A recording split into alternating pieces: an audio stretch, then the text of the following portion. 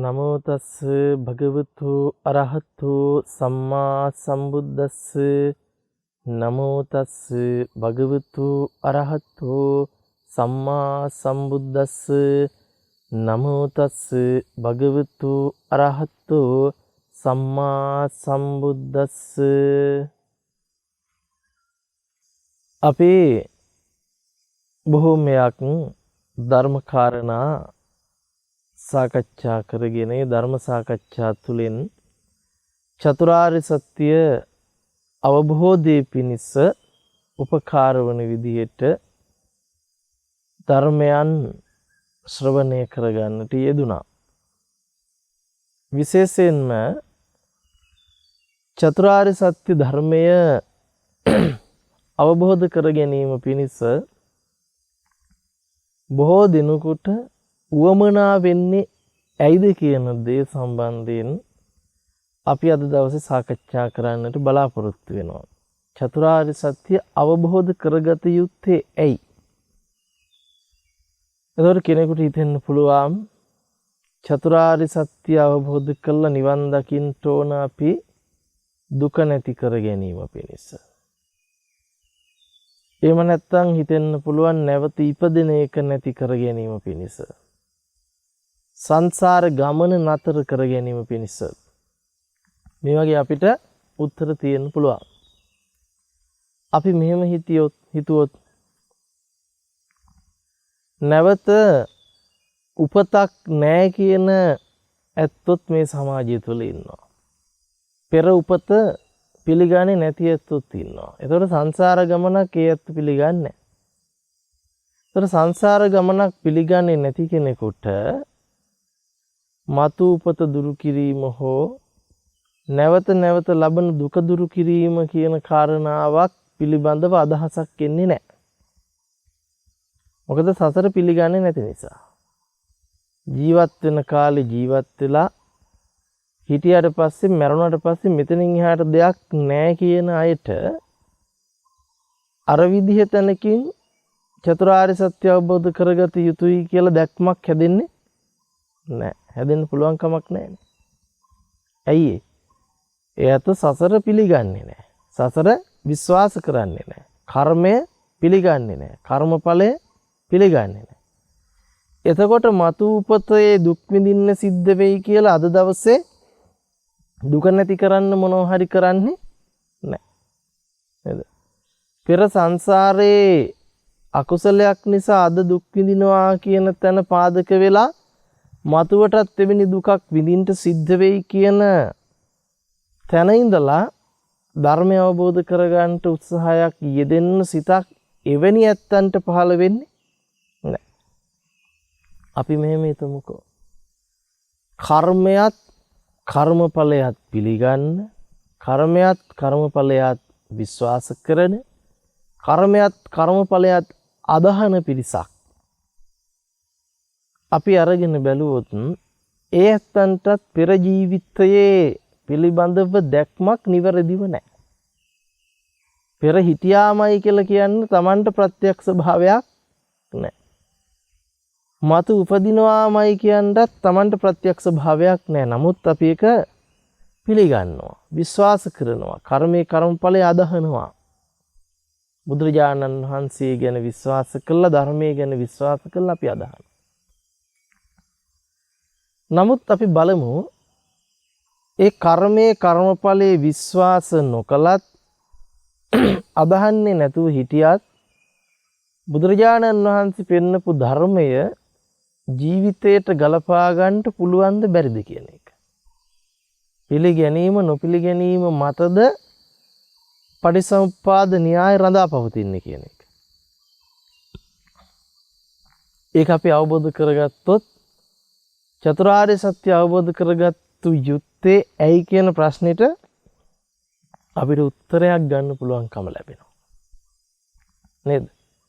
උත්තරයක් ගන්න පුළුවන්කම ලැබෙනවා. අපි බොහෝ දෙනෙකුට කිව්වම දුක නැති කරන්ටයි බුදුරජාණන් වහන්සේ පෙන්වා වදාළේ කියලා. එතකොට ජීවිතයේ පංචකාම ආස්වාදය මුළු ජීවිතේ පුරාම රැඳිලා දුක බොහෝම අඩුවෙන් දුක් වේදනාව දැනෙන පුජ්‍යලයකට ඒක එච්චර දැනෙන්නේ නැහනේ. තේරෙන්නේ නැහැ. එහෙම දැනීමක් එන්නේ නැහැ.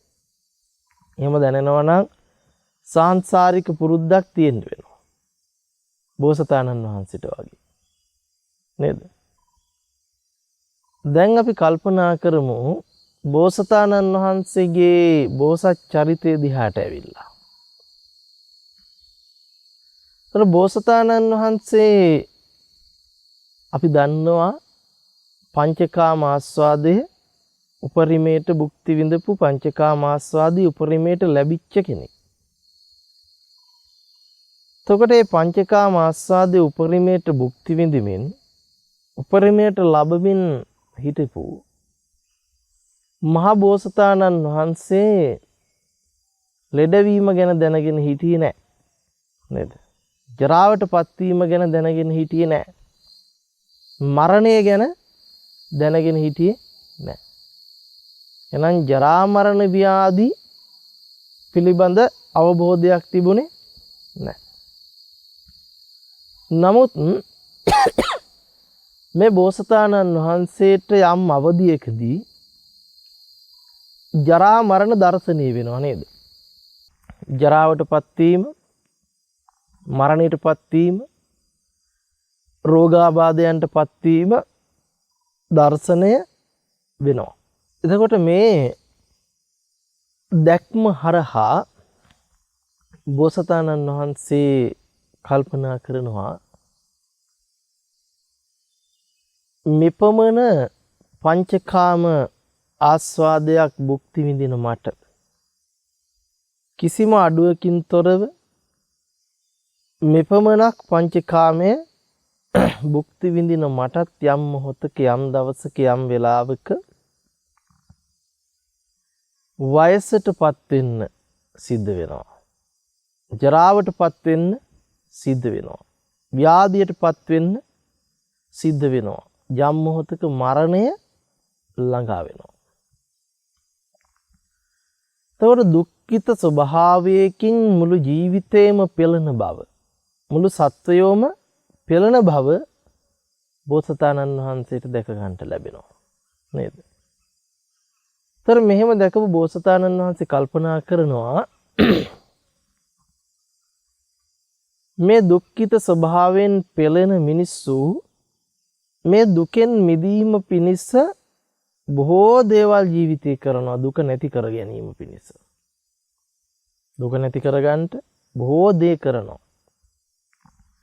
තොර දුක නැති කරගන්නට කරන හැම දෙයකම මූලිකත්වයේ අරගෙන තියෙන්නේ පස්කම් සුවය. මොකද්ද? පස්කම් සුවය. පස්කම් සුවය මූලික කරගත්ත ක්‍රමවේද තමයි ලෝක සත්‍යය අනුගමනය කරන්නේ. ඉතින් පස්කම් සැපේ කොයි තරමින් ලැබුවත් කොයි විදිහට හම්බ වුණත් අවසානයේදී දිරන වෙනසෙන ජරාවටපත් වෙන මරණයටපත් වෙන ස්වභාවයට ලක් වෙනවා නම් මේ පස්කම් සැපයෙන් ජරා මරණය ඉක්මවන්නට බෑ නේද? පස්කම් සැපය ලැබුණයි කියලා ජරා මරණයටපත් නොවි සිටින්නේ නැහැ. පස්කම් සැපය ලැබුණයි කියලා දුක්ඛ දෝමනස්යන් ඉක්මවන්නට බෑ. මේ ටික ලැබෙන බව දැක්කා. එතනදී බෝසතාණන් වහන්සේ කල්පනා කරනවා එහෙමනම් මෙපමණ මහා සත්වයන් පිරිසක් දුක ඉක්මවන මාර්ගය දන්නේ නැතුව දුක ඉක්මවන ක්‍රමයක් අඳුනගන්නේ නැතුව මෙහෙම දුක් විඳිද්දී මා මෙසේ පස්කම් සුවෙන් වාසය කළ වැඩක් නැහැ. මොකද මටත් යම් දවසක යම් මොහොතක මේ ඉරණටම මුහුණ දෙන්න සිද්ධ වෙනවා. එහෙනම් මේ දුක ඉක්මවන මාර්ගයේ ප්‍රතිපදාව මා විසින් සොයා යා යුතුයි.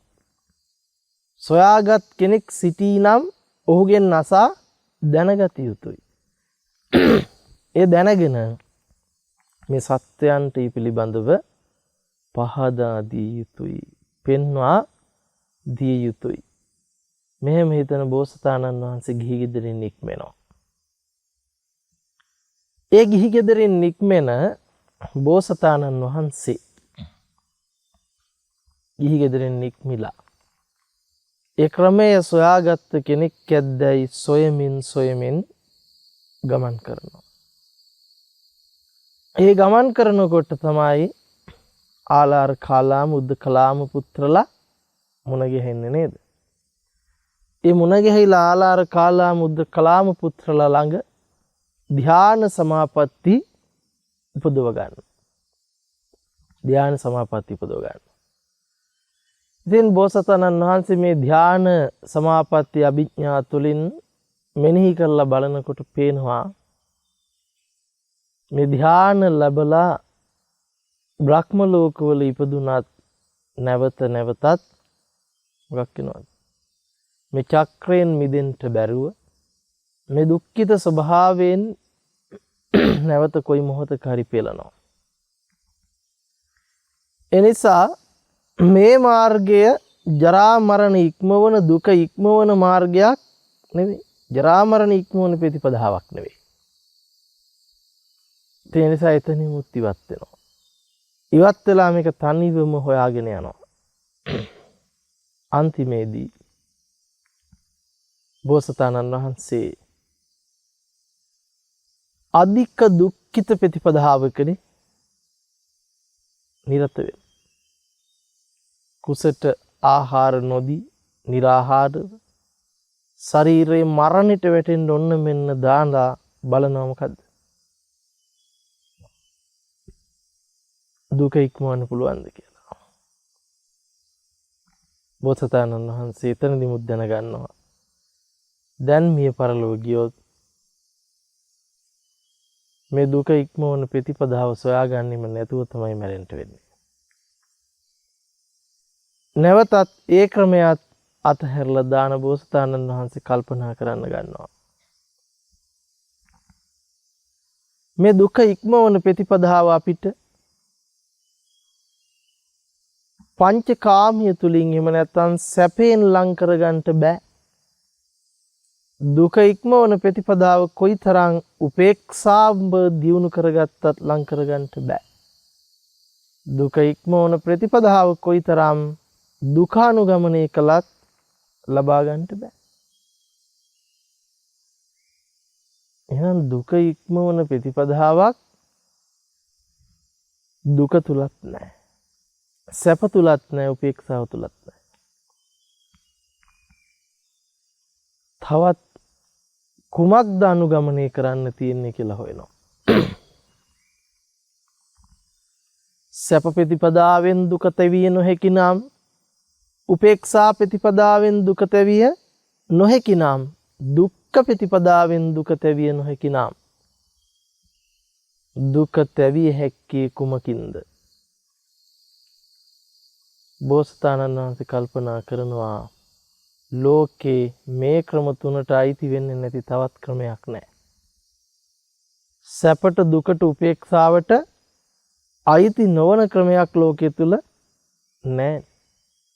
මොන ක්‍රමයේ හොයලා බැලුවත්, මොන ක්‍රමයේ අනුගමනය කරලා බැලුවත්, ඒ හැම ක්‍රමවේදයක්ම මේ ක්‍රම තුනට අයිති වෙනවා. මේ ක්‍රම තුනට යටත් වෙනවා.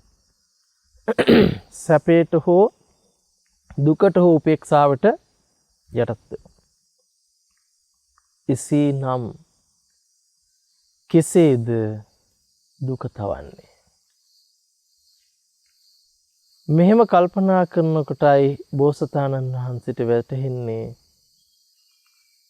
මේ කිසිවකින් ඉක්ම විය නොහැකි දුක.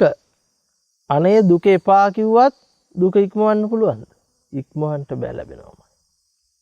කිසිම ක්‍රමවේදකින් ලෝකයේ ඇතුලේ දුක ඉක්මවන්න බැරි නම්, මොනවා කරලා බැලුවත් දුක ඉක්මවන්න බැරි නම්, මේ ඉක්මවන්න බැරි දුක හැදුනේ කොහොමද කියලා හොයන්න පටන් ගන්නවා.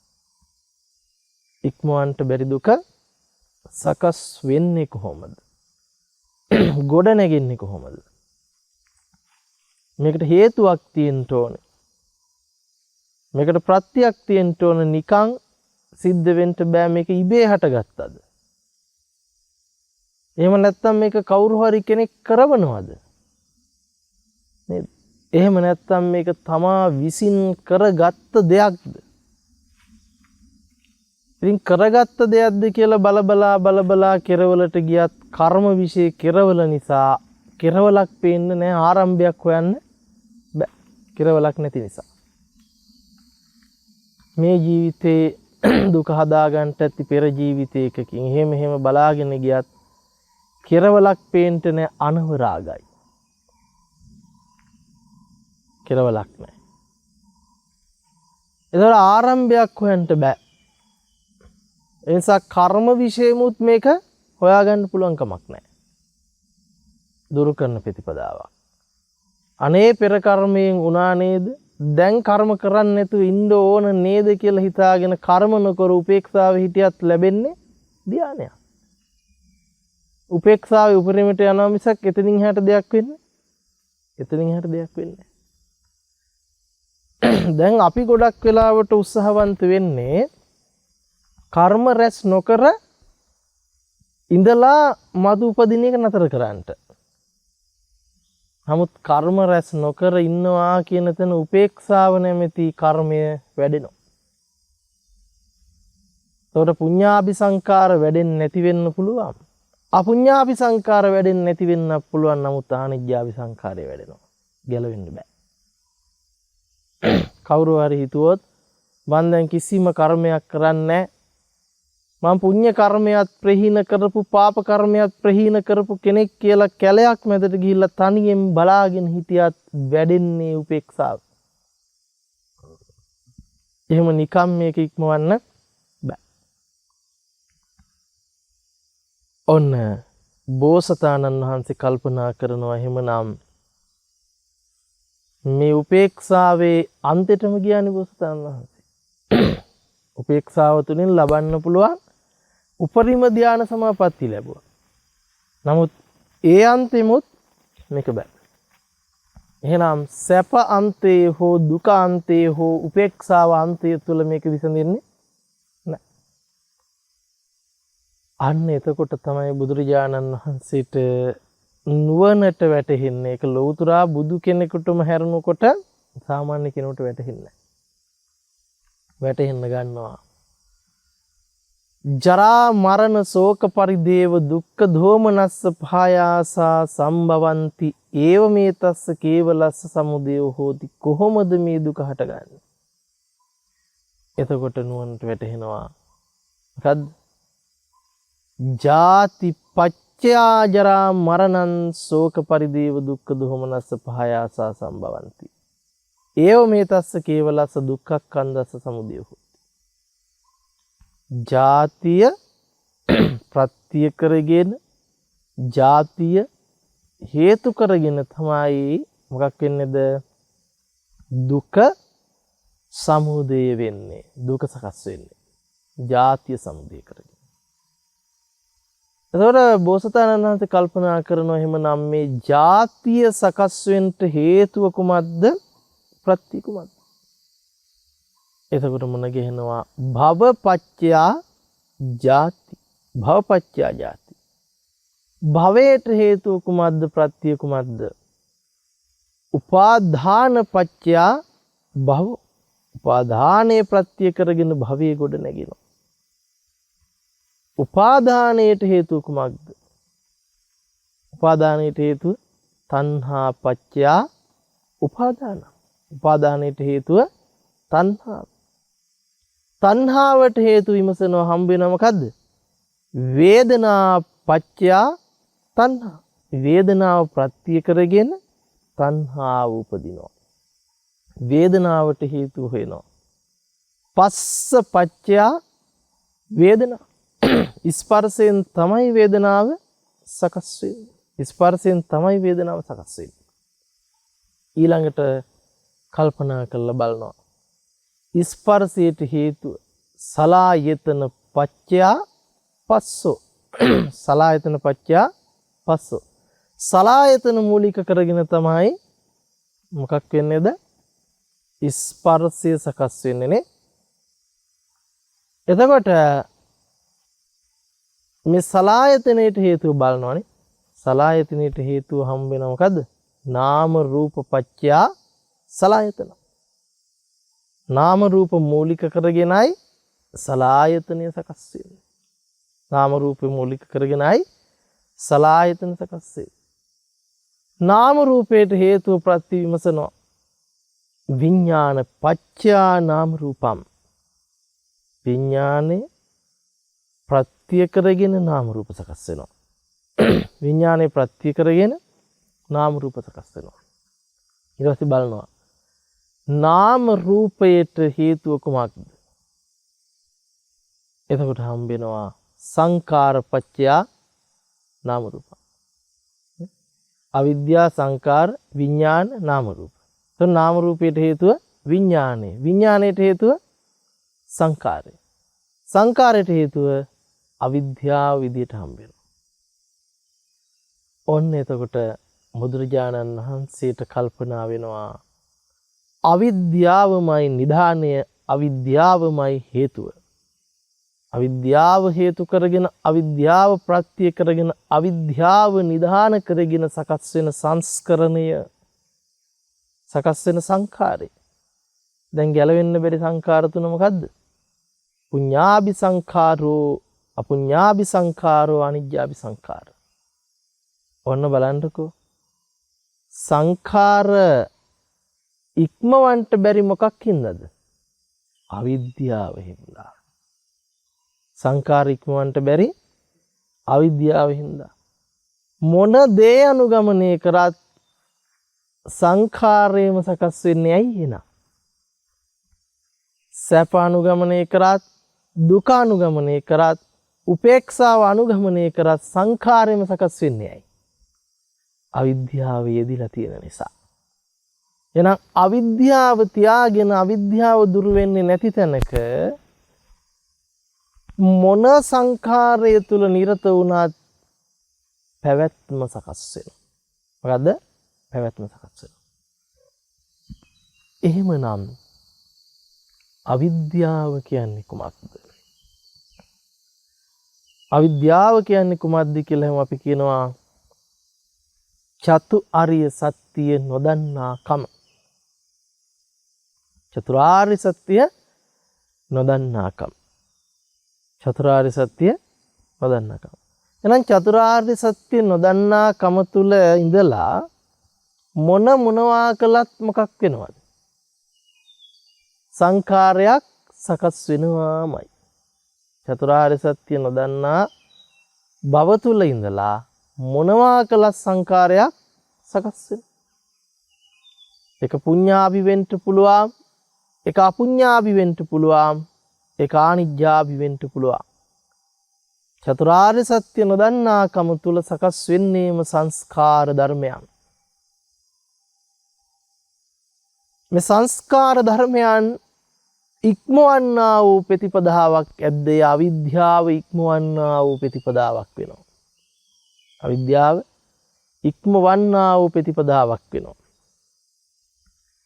එතකොට අපි කල්පනා කරන්නට වෙනවා අවිද්‍යාව සමුදය වුණොත් තමයි මොකක් වෙන්නේද? සංඛාර සමුදය වෙන්නේ. කොටින්ම කිව්වොත් කර්මය සමුදය වෙන්නේ. ඒ මත තමයි මොකක් වෙන්නේද? තණ්හාව උපදින්නේ. අවිද්‍යාව තුලින් සංස්කරණය වෙන දෙයත් එක්ක උපදින්නේම බැස ගැනීම. තණ්හාව. ඒ අවිද්‍යාව තුලින් සකස් වෙන එක්ක පුඤ්ඤාභි සංඛාරයේ බැහැගෙන, එක්ක අපුඤ්ඤාභි සංඛාරයේ බැහැගෙන, එක්ක ආනිජ්ජාභි සංඛාරයේ බැහැගෙන. එහෙනම් ඒකට අපි කියනවා අවිද්‍යා කම්ම තණ්හා. එතකොට අවිද්‍යා කම්ම තණ්හාවෙන් පෝෂණය කරන්නේ මොකද්ද? අවිද්‍යා කම්ම තණ්හාවෙන් විඥානය පෝෂණය කරනවද බලන්න. අවිද්‍යා සංකාර විඥාන. එතකොට අවිද්‍යා කම්ම තණ්හාවෙන් විඥානය පෝෂණය කරනවා. එතකොට අවිද්‍යා කම්ම තණ්හා ආහාර නිබ්බන්ති ලක්ෂණය. එතකොට මෙන්න මෙතනින් අපිට පැවැත්ම සකස් කරලා දෙනවා. නේද? එහෙමනම් මේ අවිද්‍යාව කියන්නේ කුමක්ද? අවිද්‍යාව කිව්වා අපි වචනෙට චතුරාර්ය සත්‍ය නොදන්නකම. චතුරාර්ය සත්‍ය මොකද්ද? දුක්ඛ ආර්ය සත්‍ය, දුක්ඛ සමුදය ආර්ය සත්‍ය, දුක්ඛ නිරෝධ ආර්ය සත්‍ය, දුක්ඛ නිරෝධ ගාමිනී පටිපදා ආර්ය සත්‍ය. දුක්ඛ ආර්ය සත්‍ය, දුක්ඛ සමුදය ආර්ය සත්‍ය, දුක්ඛ නිරෝධ ආර්ය සත්‍ය, දුක්ඛ නිරෝධ ගාමිනී පටිපදා ආර්ය සත්‍ය. මේක තමයි චතුරාර්ය සත්‍ය. එතකොට මේ චතුරාර්ය සත්‍ය අපි ගත්තොත් අපිට වැටහෙන්නේ කොහොමද? දුක්ඛ ආර්ය සත්‍ය කියවම අපිට වැටෙනවා දුක්ඛ සමුදය ආර්ය සත්‍ය කියවම වැටහෙනවා දුකේ හට ගැනීම. දුක්ඛ නිරෝධ ආර්ය සත්‍ය කියවම වැටහෙනවා දුකේ නොහට ගැනීම. දුක්ඛ නිරෝධ ගාමිනී පටිපදාව විදිහට බැලුවම අපිට පේනවා දුක නොහට ගැනීමට ඇති මාර්ගය ප්‍රතිපදාව. මොකද අපිට දුක නැති කිරීමට විදිහක් නැහැයි අවිද්‍යාව යෙදිලා තියෙන නිසා. දුක නැති කරන්න බෑයි. දුකට හේතුව අවිද්‍යාව බව හොයාගත්ත දැන්. දුක නෙවෙයි දැන් දුරු කරන්න ඕනේ එහෙමනම් අවිද්‍යාව දුරු කරන්න ඕනේ. එහෙනම් අවිද්‍යාව දුරු වෙන තැන දුක හටගන්න විදිහක් නැහැ. දුක හටගන්න විදිහක් නැහැ. ඒ නිසා අපි මේ දුක නැති කරන විදිහ නෙවෙයි දැන් හොයන්නේ මොකද්ද? අවිද්‍යාව දුරු කරන විදිහ. මොකද දුක නැති කරන විදිය හොයාගෙන ගිය බෝසතාණන් වහන්සේ. ඒතර බුද්ධත්වයට පත්විච්ච බෝසතාණන් වහන්සේට බුද්ධත්වයෙන් පස්සේ හම්බුනේ දුක නැති කරන්නට බෑ අවිද්‍යාව දුරු නොකර. අවිද්‍යාව දුරු වෙච්ච තැන දුක ගැන කතා කරන්නට දෙයක් නෑ. දුක දුරු වෙනවා. දුක හටගන්න තිබුණු හේතුව සහ මුලින්ම දුරු වෙනවා. අවිද්‍යායත්තේව අශේෂ විරාග නිරෝධෝ සංඛාර නිරෝධා. අවිද්‍යාව ශේෂ මාත්‍රයක්වත් නැතුව විරාග වෙලා නිරෝධ විච්ච තැන උදා වෙන්නේ නැතුව ගිය තැන සකස් වෙන්නේ නැතුව ගිය තැන අනිත් පටිසමුපාදයේ අංගවල සමුදයක් කතා කරන්නට බෑ. සියල්ල ගිහිම නිරෝධය පැන වෙනවා. නිරෝධය කියලා කියන්නේ ඇති වෙලා නැති වෙනවා කියන එක එහෙම නෙවෙයි. අය අවිද්‍යාව ඇති වෙලා නැති වෙනවා නම් නිවන් දැකලා නැහැ. සංකාර විඥාන නාම රූප ඇති වෙවි නැති වෙනවා කියන කතාවක් නන් නෙවෙයි. නිරෝධය කියන්නේ මොකද්ද? සකස් වෙන්නේ නැති තැන. පටිසමුපාදයේ නිරෝධය කියන්නේ පටිසමුපාදයේ උදාවීමක් නැහැ. දැන් අපි සමුදය කියන්නේ උදා වෙන එකටනේ, හට ගැනීමටනේ. අත්ංගමයේ කියන්නේ මොකද්ද එහෙමනම්? උදා නොවීමට, අස්තේට යා. නැවත සකස් වෙන්නේ නැති ස්වභාවයටපත් වීම. මොහොතකටවත් සකස් වෙන්න බෑ අවිද්‍යාව. අවිද්‍යාව නිර්වශේෂයෙන්ම නිරුද්ධ වෙච්ච තැනකයි මොහොතකටවත් පණවන්න පුළුවන්. තප්පරයකට වාගේ. තප්පරෙන් කෝටියෙන් ලක්ෂයෙන් පංගුවකට වාගේ. එහෙම කොහොමදවත් පැනවෙන්නේ නැහැ. අවිද්‍යාව නිර්වශේෂයෙන්ම විරාග නිරෝධයට පත්වීම තුළ පටිච්ච සමුප්පාදයේ අංග 12ම නිරෝධ වෙනවා. නිරෝධ වෙනවා කියන්නේ උදා වෙන්නේ නැහැ. උදා වෙනවා, උදා වීම නැති වෙනවා. උදා වීම සිද්ධ වෙන්නේ නැහැ. සකස් වීම සිද්ධ වෙන්නේ නැහැ. ඔන්න එහෙමනම් අපිට දැන් වටහා ගත යුත්තේ දුක නැති කරන විදිහද අවිද්‍යාව දුරු කරන විදිහද? අවිද්‍යාව දුරු වෙන විදිහ. අවිද්‍යාව කොහොමද දෙදිලා තියෙන්නේ කියන්නේ? අපි කිව්වා අවිද්‍යාව යෙදෙන්නේ චතුරාර්ය සත්‍ය නොදන්නකම තුල කියලා. එහෙනම් චතුරාර්ය සත්‍ය කුමක්ද කියලා අපි හොයන්න වෙනවා. දුක කියන්නේ මොකක්ද කියලා වටහා ගන්න වෙනවා. එතනදී අපිට උපකාර වෙනවා ජාතිපි දුක්ඛා ජරාපි දුක්ඛෝ ව්‍යාධිපි දුක්ඛෝ මරණම්පි දුක්ඛං තේහි විප්පයෝගෝ දුක්ඛෝ අප්‍රියෙහි සම්පයෝගෝ දුක්ඛෝ යම්පි ඉච්ඡන්නලපති තම්පි දුක්ඛං සංකිට්ඨේන පංච උපාදානස්කන්ධා දුක්ඛ. ජාතිපි දුක්ඛ, ජරාපි දුක්ඛ, ව්‍යාධිපි දුක්ඛ, මරණම්පි දුක්ඛං. ප්‍රියේහි විප්පයෝගෝ දුක්ඛෝ අප්‍රියේහි සම්පයෝගෝ දුක්ඛෝ යම්පි ඉච්ඡන් නලබති සම්පි දුක්ඛං සංකිට්ඨේන පංච උපාදානස්කන්ධා දුක්ඛාති. මේ ටික ඇහුවම අපිට නිකන් ඉපදීම දුකයි එහෙම නෑ. ඉපදීමද දුකකි. ඉපදීම දුකයි කිව්වේ නෑ කෙලින්ම. ඉපදීමද කියනකොට තව තියනවා කියන එක කියවෙනවනේ දයන්නක් දැම්මා. ඉපදීමද දුකකි. ජරාවට පත්වීමද දුකකි. ව්‍යාධියද දුකකි. මරණයද දුකකි. ප්‍රියයන්ගෙන් වෙන්වීමද දුකකි. අප්‍රියන්හා එක්වීමද දුකකි. යමක් කැමැති පරිදි නොලැබීමද දුකකි. නමුත් දයන්නක් වැටෙන්නේ නෑ. සංසිද්ධවම කොටින්ම කියතොත් පංච උපාදානස්කන්ධයමයි දුක. පංච උපාදානස්කන්ධයමයි දුක කියලා බුදුරජාණන් වහන්සේ පෙන්නනවා. එතකොට අපිට පැහැදිලි වෙනවා දුක යනු දුක්ඛ ආර්ය සත්‍ය නොවේ. දුක්ඛ ආර්ය සත්‍ය යනු දුක වේ. ඒ කියන්නේ මොකද්ද? අපිට ධර්මයේ සඳහන් වෙනවා දුක කියන්නේ දුක්ඛ ආර්ය සත්‍යයට නෙවෙයි. නමුත් දුක්ඛ ආර්ය සත්‍ය කියන්නේ දුකට. ඇයි එහෙම කියන්න හේතුව?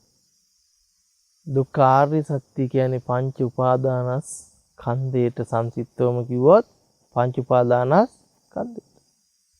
එහෙනම් පංච උපාදානස්කන්ධයට දාන්න පුළුවන් අර සියලු දුක් ටික පංච උපාදානස්කන්ධයට යටත්ව පවතිනවා. අපි අර කතා කරන ජාතිපි, ජරාපි, ව්‍යාධිපි, මරණම්පි, ප්‍රිය විප්පයෝග, අප්‍රිය සම්පයෝග නේද? යමක් කැමැති පරිදි නොලැබීම කියන ඒ සියලු ආකාරයේ දුක් ටික මොකක් වෙනවද? පංච උපාදානස්කන්ධයට වැටෙනවා. නමුත් පංච උපාදානස්කන්ධයෙන් තොර වෙලා දුකක් පවතින විදිහක් නැහැ කියන එක. පංච උපාදානස්කන්ධයෙන් තොරව වෙන දුකක් පවතින්න බෑ වෙනවා. නේද? එතකොට ඒක දුකක් ගත්තට පස්සේ ඒක විතරක් නෙවෙයි දුක. තව ගොඩක් තියෙනවා. නමුත් පංච උපාදානස්කන්ධය කියලා ගත්තම සියල්ල අයිති වෙනවා. ඒතර ඉපදීමේ දුක කියලා ගත්තම ඒක විතරක් අපිට ගන්න බෑ. එතකොට අපිට දුක ගැන කතා කරනකොට පංච උපාදානස්කන්ධයට යටත්ව තමයි සියලු දුක කතා කරන්නේ. ඒ නිසාම බුදුරජාණන් වහන්සේ අපිට දුක්ඛ ආර්ය සත්‍ය විදියට පෙන්වා වදාහරිනවා පංච උපාදානස්කන්ධය. මොකද අපි ඒක ධම්මචක්කප්පවත්තන වග්ගය ඇසුරු කරගත්තා. මේ වග්ගය පුරාවටම අපිට පැහැදිලි වෙනවා දුක කියලා කියන්නේ දුක්ඛ ආර්ය සත්‍ය කියලා කියන්නේ පංච උපාදානස්කන්ධයට බව. එනම් පංච උපාදානස්කන්ධය දුක්ඛ ආර්ය සත්‍ය භවත් පංච උපාදානස්කන්ධයේ සමුදය දුක්ඛ සමුදය ආර්ය සත්‍ය භවත් පංච උපාදානස්කන්ධයේ නිරෝධය දුක්ඛ නිරෝධ ආර්ය සත්‍ය භවත් පංච උපාදානස්කන්ධයේ නිරෝධ ගාමිනී පටිපදාව දුක්ඛ නිරෝධ ගාමිනී පටිපදාව බවත් බුද්ධ දේශනාව තුළ අපිට පෙන්වනවා. එතකොට අපි කල්පනා කරමු පංච උපාදානස්කන්ධය කියන්නේ කුමක්ද? පංච උපාදානස්කන්ධයේ අනවබෝධයම තමයි එහෙමනම් චතුරාර්ය සත්‍ය නොදන්නා බව. චතුරාර්ය සත්‍ය පිළිබඳව පවතින අනවබෝධය කියලා කියන්නේ. පංච උපාදානස්කන්ධයට අයිති නොවෙන්නා වූ කිසිවක් ලෝකෙ තුල නැහැ. පංච උපාදානස්කන්ධයට අයිති නොවන්නා වූ කිසිවක් ලෝකයේ තුල නැහැ. ඇයි භාග්‍යතුන් වහන්සේ අපිට පෙන්වනවා ලෝකේ කියනවා මහණෙනි කුමටද ලෝකේ කියන්නේ? මේ පංච උපාදානස්කන්ධයමයි ලෝකේ කියලා කියන්නේ. පංච උපාදානස්කන්ධයමයි ලෝකේ කියලා කියන්නේ. දැන් බලන්නකෝ තමා පිළිබඳව දැනගන්නේ හෝ ලෝකේ මොනවා පිළිබඳව දැනගන්නේ හෝ ඒ සියලු දැන ගැනීම පංච උපාදානස්කන්ධ අධ්‍යක්ීමක් නෙවෙයිද? රූප වේදනා සංඥා සංකාර විඥානයන්හි අධ්‍යක්ීමක් විදිහට තමයි සියලු අධ්‍යක්ීම් අපිට ලැබෙන්නේ. එහෙමනම් පංච උපාදානස්කන්ධ අධ්‍යක්ීමට අයිති නොවන කිසිවක් නැහැ. අයිති නොවන කිසිවක් නැහැ. එහෙනම් භාග්‍යවතුන් වහන්සේ පෙන්වා නම් පංච උපාදානස්කන්ධේමයි දුක කියලා. මොකද්ද? පංච උපාදානස්කන්ධේමයි දුක කියලා අපිට මොහොතකටවත් එහෙමනම් පංච උපාදානස්කන්ධේ සැපයක් පෙන්විය හැකිද? මේ චූටි වෙලාවකට පොඩ්ඩකට යන්තම් හරි සැපයක් පෙන්වන්න පුළුවන්. සැපයක් පෙන්වන්න සැපයක් වර්ණනා කරන්න පුළුවන් කමක් කියෙදෙන්නේ. එහෙනම් ඔන්න අපිට පැහැදිලි කාරණාවක් ලැබෙනවා. අවිද්‍යාව නිසා අපිට පංච උපාදානස්කන්ධයේ ඇත්ත නොදන්නකම නිසා අපිට තියෙයි සැප වේදනා, දුක්ඛ වේදනා, උපේක්ෂා වේදනා කියන තුන් වේදනාව. අවිද්‍යාව තුළ තුන් ආකාරයක විඳීමක්. නමුත් ප්‍රඥාවන්තයාට සැප වේදනාවත් දුක බව වැටහෙනවා. දුක්ඛ වේදනාවත් දුක බව වැටහෙනවා. උපේක්ෂා වේදනාවත් දුක බව වැටහෙනවා. ඇයි? ප්‍රඥාවන්තය දකිනවා මේ පංච උපාදානස්කන්ධයමයි දුක. වෙන මොකුත් නෙවෙයි දුක කියලා කියන්නේ. පංච උපාදානස්කන්ධයේ දුක. එහෙනම් පංච උපාදානස්කන්ධය තුලින්ද නැද්ද සැප වේදනාව විඳින්නේ? දුක්ඛ වේදනාව ලබන්නේ? උපේක්ෂා සහගත වේදනාව ලබන්නේ? එහෙනම් සැප දුක් උපේක්ෂා කියන තුන වෙන් කරලා වෙන් වශයෙන් අනේ සැපයි අනේ දුකයි අනේ උපේක්ෂාවයි කියලා ඒක රමණය කරන්නේ අවිද්‍යාව තුල. ප්‍රඥාව තුල සැප හෝ වේවා දුක හෝ වේවා උපේක්ෂා හෝ වේවා මේ තුන් ආකාරයෙන්ම දුකක් විදිහට දකිනවා. දුක බව අවබෝධ කරනවා. දැන් පංච උපාදානස්කන්ධය කෙසේද අවබෝධ කරගන්නේ? පංච උපාදානස්කන්ධය කෙසේද අවබෝධ කරගන්නේ? රූප වේදනා සංඥා සංකාර විඥාන පහට අපි කියනවා පංච උපාදානස්කන්ධය. කොහොමද මේ රූප වේදනා සංඥා සංකාර විඥානයන් අවබෝධයටපත් වෙන්නේ? රූප වේදනා සංඥා සංකාර විඥානයන් අවබෝධ කරගන්න. රූපය වේදනාව සංඥාව සංකාරය විඥානය පිළිබඳ යම්තාක් අවබෝධයක් අපිට තියෙන්නට උවමනයි. ඒ අවබෝධයම තමයි අපිට ධර්ම අවබෝධය කරා අරගෙන යන්නේ. රූපය කියවම මොකද්ද රූපෙට අයිති වෙන්නේ? සතර මහා ධාතුවත් සතර මහා ධාතුවේ උපාදාය රූපත් රූපයට අයිති වෙනවා. ඒකේ මොකද්ද? සතර මහා ධාතුවත් සතර මහා ධාතුවේ ඇසුරු කරගෙන පවතින රූපත්. දැන් මොනවද සතර මහා ධාතුව? පඨවි ආපෝ තේජෝ වායෝ. ඇසුරු කරගෙන පවතින්නේ මොනවාද? වර්ණ, ගන්ධ, රස, ඕජ. ඒකට අපි කියනවා තව පැත්තකින් ගත්තොත් වර්ණ රූප, සද්ද රූප, ගන්ධ රූප, රස රූප, පොට්ටබ්බ රූප. මේ ටික සතර මහා ධාතුවේ උපාදාය රූප, සතර මහා ධාතුව ඇසුරු කරගත් රූප බවට පත් වෙනවා. වේදනාව අපි ගත්තොත් සුඛ වේදනා, දුක්ඛ වේදනා, උපේක්ෂා සහගත වේදනා කියන තුන් වේදනාව පනවන්න පුළුවන්කම තියෙනවා. ඊළඟ සංඥාව මොකද්ද? ඒ සතර මහා ධාතුවේ උපාදාය රූපයන් අපිට වින්දනය වෙනවා සංඥාවලින්. ඒකේ දිගක් පිළිබඳ අපිට මෙනෙහි වෙනවා. උස පිළිබඳ, මහත පිළිබඳනේ, හැඩහුරුකම් පිළිබඳ, වර්ණය ගැන, ගන්ධය ගැන, රසය ගැන, ස්පර්ශය ගැන, සීතල, උණුසුම, සුමට ගොරෝසු බව, තිත්ත රස, පැණි රස, ඇඹුල් රස, කහ නිල් කොළ ආදී ලක්ෂණයන් ටික මෙනෙහි වීමට අපි කියන මොකද්ද? සංඥා කියලා. එහි යම් යම් ආකාර පිළිබඳ මොකද්ද? ඒක ගලනවා, ඒක වැටෙනවා, ඒක මෙහෙම කරන්න පුළුවන්, කඩන්න පුළුවන්, කපන්න පුළුවන්, ගෙනියන්න පුළුවන්, කොටන්න පුළුවන් කියන ආකාර ටිකක් ඒත් එක්ක මෙනෙහි වෙනවා නේ. නමුත් මතක තියාගන්නකෝ, බැලී නම් ඒ රූපය ගැන, වේදනාව ගැන, සංඥාව ගැන, සංඛාරය ගැන දැනගත්තා වූ හැම දෙයකම අපි කියනවා විඥානය කියලා. රූපය, වේදනා, සංඥා, සංඛාර ගැන දැනගත් එකට කියනවා විඥාන කියලා. ඇයි රූපය, වේදනාව, සංඥාව, සංඛාරය ගැන දැනගත්තේ කොහෙන්ද එහෙමනම්? විඥානය තුලින්. වෙන දැනගන්න ක්‍රමයක් තියනවාද? සිත තුලින් හැර දැනගන්න ක්‍රමයක් තියනවාද? කොහෙන්ද දැනගන්නේ? සිත තුලින් සිතට අරමුණු වෙන්නේ.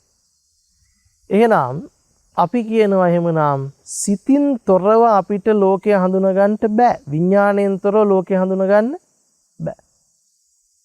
විඥාණය ඇති කල්හිමයි එහෙමනම් අපිට නාම රූපත් දැකේ. වේදනා, සංඥා, චේතනා, පස්ස, මනසිකාරයට අපි කියනවා නාම කියලා. රූප කොටසට රූප කියලා.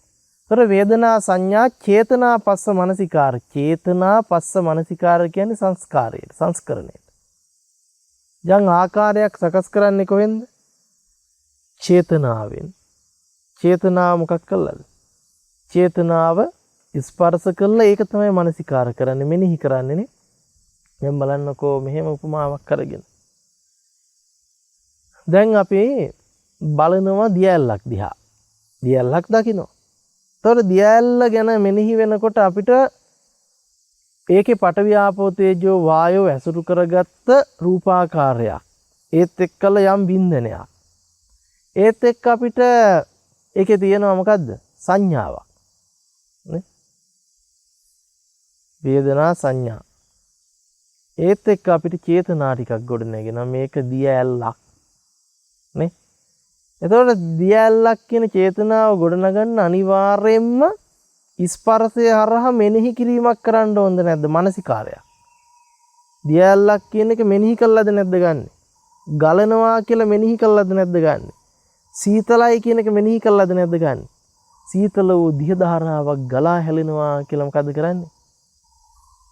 ඒ චේතනාව ගොඩනගන්න ස්පර්ශයෙන් මානසිකාර කරනවා.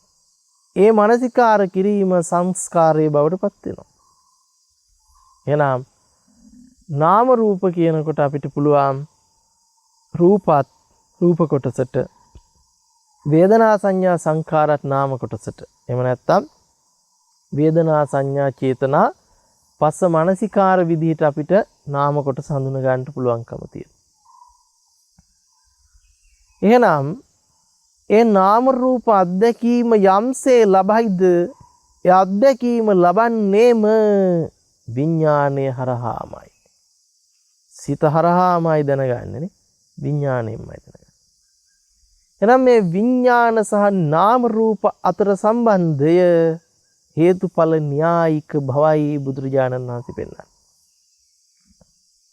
විඥානය සහ නාම රූපය අතර සම්බන්ධතාවය හේතුඵල අනුව සකස් වෙන්නේ. එහෙම නැතුව මේ විඥානය සහ නාම රූප ක්‍රියාවලිය කෙනෙක් හදනව නෙවෙයි. මම හදනවා නෙවෙයි. ඉබේ හට ගන්නව නෙවෙයි. අනිකෙක් හදනව නෙවෙයි. නමුත් අපිට හිතෙන්නේ මොකද්ද? මම හදා එළියේ තියෙන රූපේ බලනවා කියලා. ඒක තමයි සක්කාය දිට්ඨිය. මම හදා එළියේ තියෙන රූපේ බලනවා. අපි හිතන්නේ මොකද්ද? රූප වේදනා සංඥා සංකාර විඥාන පහ මම වෙමි. ඒ ටික තුල මායත මම ඒ ටිකයි ඒ ටික මමයි. එහෙනම් රූප වේදනා සංඥා සංකාර මමයි. මම රූප වේදනා සංඥා සංකාර විඥානයි. රූප වේදනා සංඥා සංකාර විඥාන මා තුල ඇත. මා තුල රූප වේදනා සංඥා සංකාර විඥානයෝ ඇත කියන මොකක් ඇතුලේ අපි ඉන්නවද?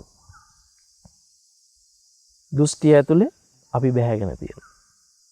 නමුත් අපිට කියනවා බුදුරජාණන් වහන්සේ දේශනා කරනවා මේ ටික සකස් වෙන්නේ හේතුඵල න්‍යායිකව.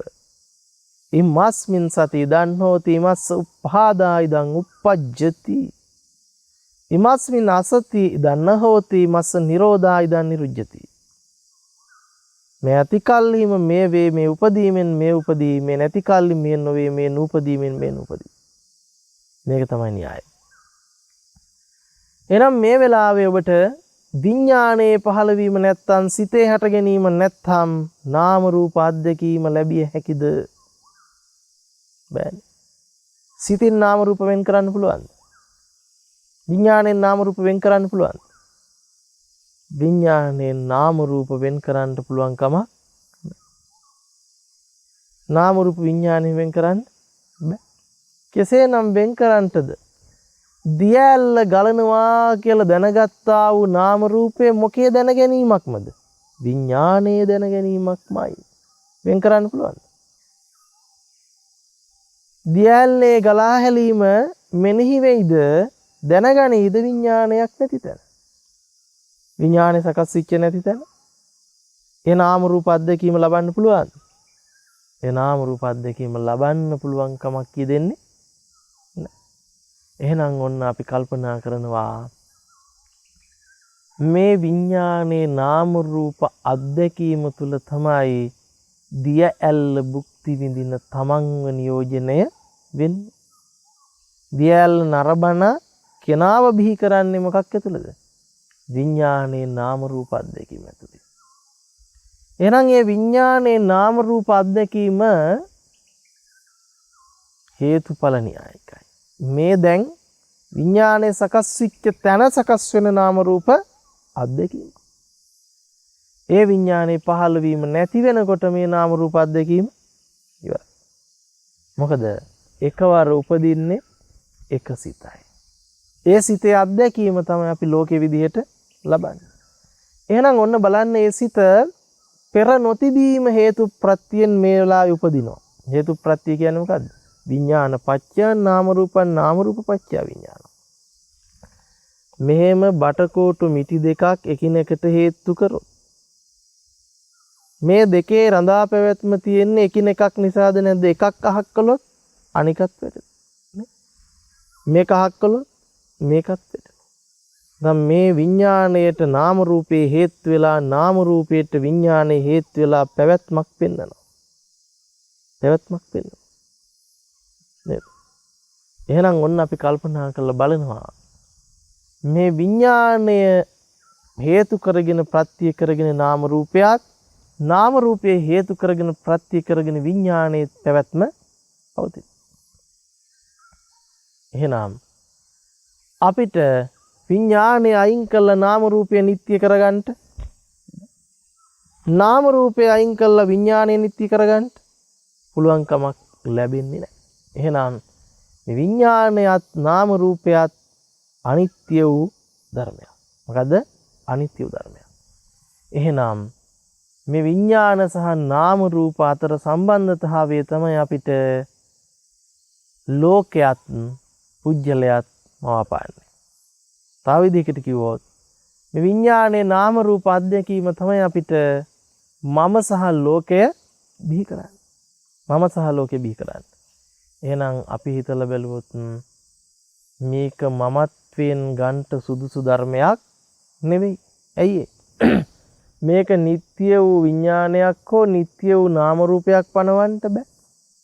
මේ දැන් සකස් වෙන විඥාන නාම රූප අධ්‍යක්ීම අතීතයෙන් එන්නේ නැහැ. අනාගතයට යන එකකෝ නෙවෙයි. එහෙනම් ආපු තැනක් නැති යන තැනක් නැති තිබුණු තැනක් පැනවිය නොහැකි අනාත්ම වූ ක්‍රියාවලිය. මොකද්ද? අනාත්ම වූ ක්‍රියාවලිය. එහෙනම් මේ සකස් වෙන්නේම මොකද්ද? දුක්ඛ වූ පංච උපාදානස්කන්ධය.